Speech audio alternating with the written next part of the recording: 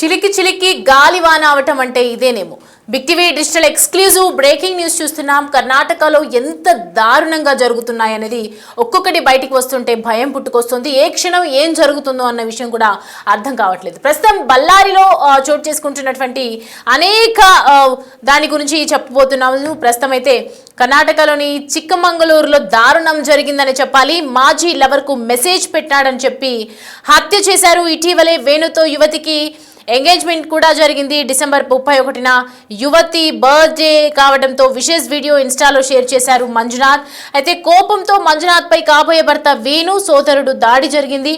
ఆసుపత్రికి తరలిస్తుండగా ఇటు వేణు మృతి చిక్కమంగళూరుని హై టెన్షన్ క్రియేట్ చేశారు.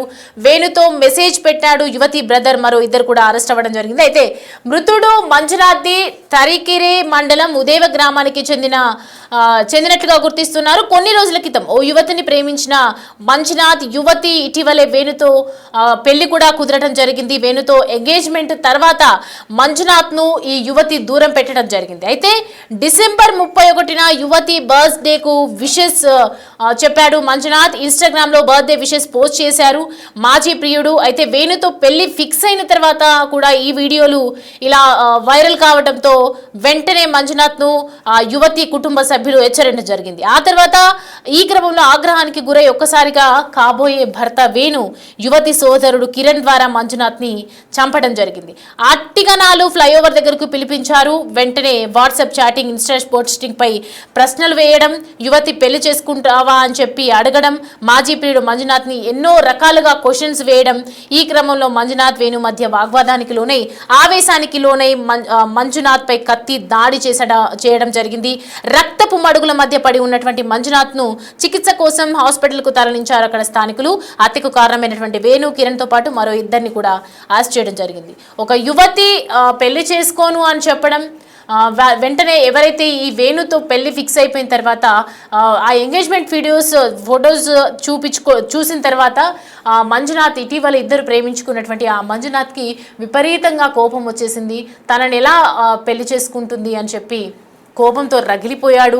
ఇన్స్టాగ్రామ్లో, ఫేస్బుక్లో తనకు సంబంధించినటువంటి ఆ యువతికి సంబంధించినటువంటి గతంలో వాళ్ళిద్దరూ దిగినటువంటి ఫొటోస్ కానీ వీడియోస్ కానీ షేర్ చేయడం జరిగింది.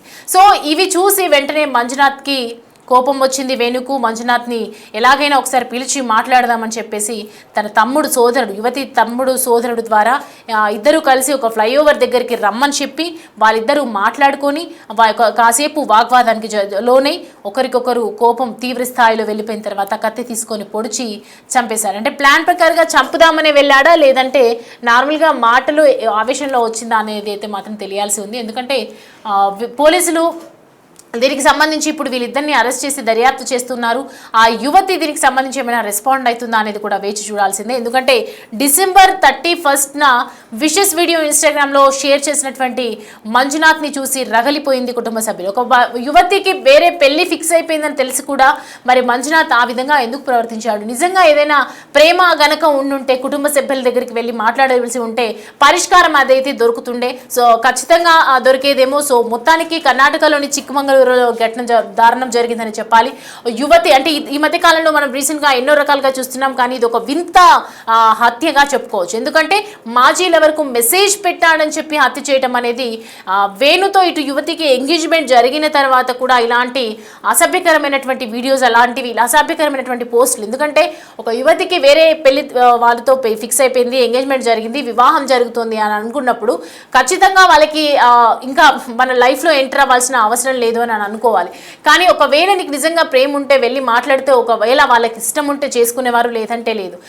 ఇదంతా తెలిసి కూడా యువతి గురించి ఎలాగైనా యువతిని బ్యాడ్ చేయాలి, యువతి పరువు తీయాలి అని చెప్పి న్యూ ఇయర్ విషెస్ చెప్తూ ఇటు ఇన్స్టాగ్రామ్లో పోస్ట్ పెట్టడం అనేది దారుణానికి ఒడిగట్టిందని చెప్పాలి. ఎందుకంటే ఇన్స్టాగ్రామ్ పోస్ట్లో ఆ ఫొటోస్, వీడియోస్ అన్నీ కూడా షేర్ చేసిన వెంటనే వేణుకి కోపంతో రగిలిపోయాడు. నా భార్యకి సంబంధించినటువంటి వీడియోస్ రిలీజ్ చేస్తాడా అని చెప్పి పగ పెంచేసుకున్నాడు. వెంటనే వేణుకు మంజునాథ్కి కాల్ చేశాడు. మంజునాథ్ ఏమో ఫ్లైఓవర్ దగ్గరికి వచ్చాడు. ఫస్ట్ నార్మల్గా నువ్వు పెళ్లి చేసుకుంటావా, ఇష్టం ఉందా, తనను వదిలి ఉండలేవా అని చెప్పి ఎన్నో రకాల క్వశ్చన్స్ రేస్ చేసిన తర్వాత కూడా తను రానని చెప్పింది.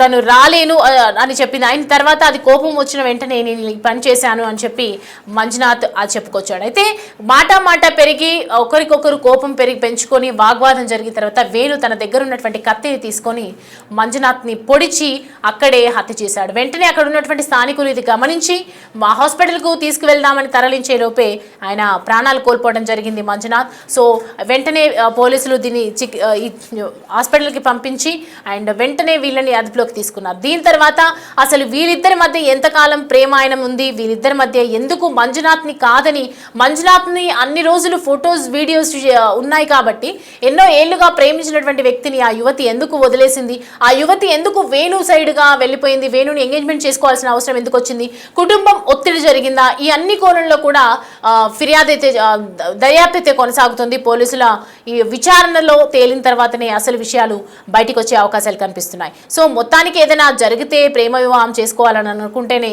ప్రేమించండి, లేదంటే ఇలా చేయకండి అని చెప్పి పలువురు నెటిజన్స్ కూడా కామెంట్స్ చేస్తున్నారు. సోషల్ మీడియాలో పెద్ద ఎత్తున చర్చ అయితే జరుగుతోంది. సో మొత్తానికి కర్ణాటకలోని చిక్కమంగళూరులో దారుణం జరిగిందని చెప్పాలి.